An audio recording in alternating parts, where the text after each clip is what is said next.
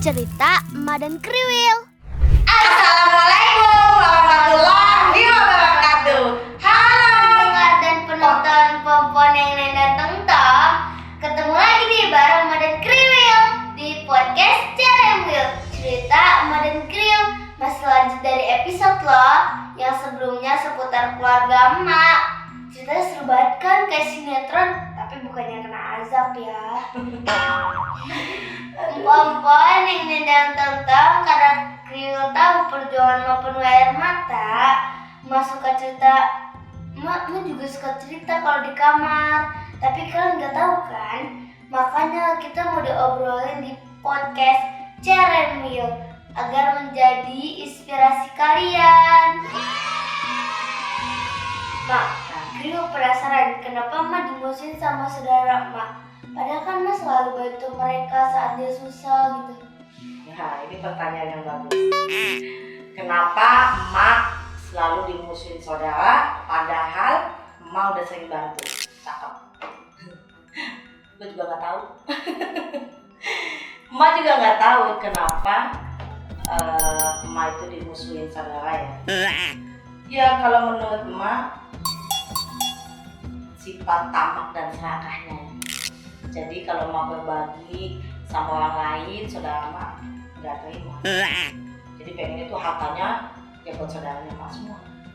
Padahal sebelum saya ngasih ke orang lain, saudara saya sudah kenyangkan.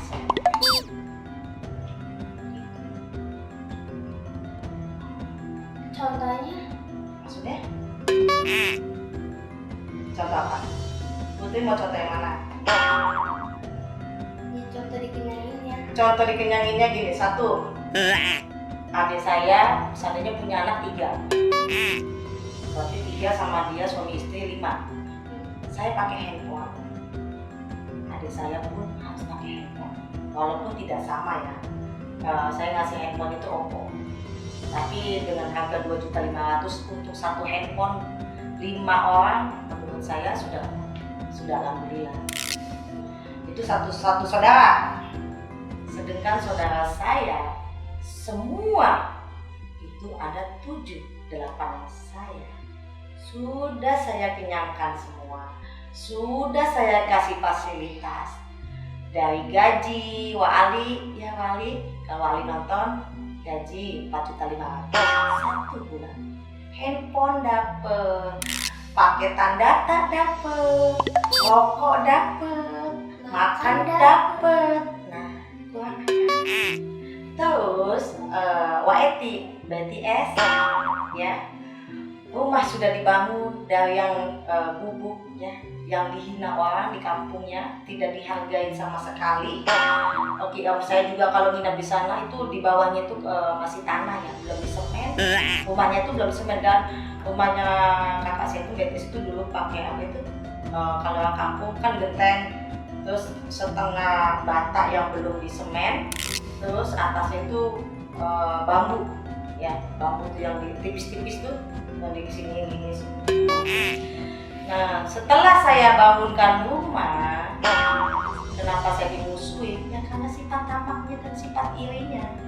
Jadi mungkin masih kurang terus, karena manusia kalau sifat irinya dan sifat serakahnya pasti selalu kekurangan, tidak merasa bersyukur atau cukup.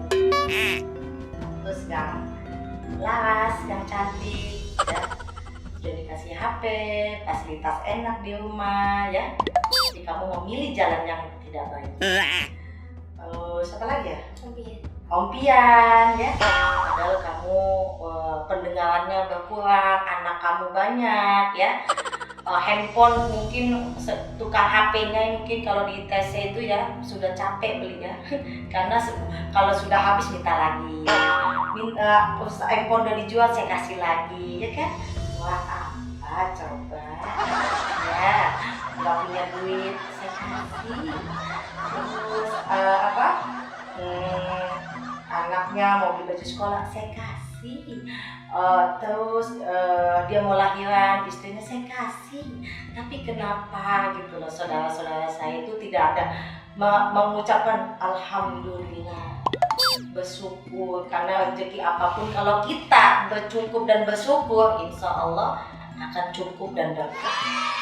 Kita tahu ya, intinya sudah dikasih fasilitas semua, udah dikasih enak, mental karena dia masih panas dan ingin memiliki kekayaan saya seutuhnya. Padahal kan saya punya anak, ya kan? Anak saya banyak, tambah dewasa, tambah tinggi, butuh kuliah, butuh uang, masuk kuliah, masuk sekolah, ya. Yang bisa bikin saudara Mak iri tuh kejadiannya apa sih? Gini, saya punya prinsip. Dari dulu saya ditanamkan oleh almarhum bapak saya ya, karena bapak saya mengajarkan separuh uang kita itu bukan hak milik kita seutuhnya, tapi ada milik hak orang lain seperti anak-anak yatim piatu dan orang mati-mati jompo, atau memang orang yang memang membutuhkan biaya, atau orang kata orang tidak mampu. Jadi seperti itu. Yang sifatnya mungkin saudara-saudara saya, di saat saya bersedekah, ya kan, mereka tidak terima. Padahal sebelum saya bersedekah, semacam kayak uang gitu kan, bermacam kayak baju, kosmetik, itu harus dia dulu semua. Saya sudah semua. Makanya setelah saudara semua saya kasih, baru saya keluar. Karena prinsip saya tidak mau dibanggakan manusia. Saya pengen dibanggakan oleh Allah. Karena dibanggakan manusia tidak ada artinya. Tapi kalau saya dicintai oleh Allah, saya sangat, apalagi saya sama Allah dibalik apa yang maksudnya maksudnya tuh disayang sama Allah, cari muka sama Allah, saya senang. Karena kalau saya cari muka sama manusia, nggak ada untungnya. Yang ada hanya penuh cacian dan makian. Jadi kalau saya bersedekah, dia nggak terima saudara saya. Saudara masih susah, ngasih ke orang. Padahal saya sudah ngasih nih set gitu ya. Tapi mereka masih berkurang aja, masih kurang aja. Ya itulah, kalau manusia tidak ada rasa bersyukurnya, tidak ada rasa alhamdulillahnya, ya seperti itu. Jadi selalu kekurangan terus. Karena memang setiap dulu kan saya punya usaha, jadi sebagian rezeki saya kasih ke saudara saya. Dulu masih ada orang tua saya kasih mama saya. Terus setelah sisanya saya sedekah. Karena yatim piatu dan ke yayasan ya, ke yayasan, terus ke orang yang tidak mampu dan saudara-saudara yang, karena saudara kalau Betawi kan saudaranya banyak tuh. Jadi ya saya nggak pergi bantu. Jadi ya sifat-sifat diri dan sifat serakahnya itu yang membuat saudara-saudara saya mental semua.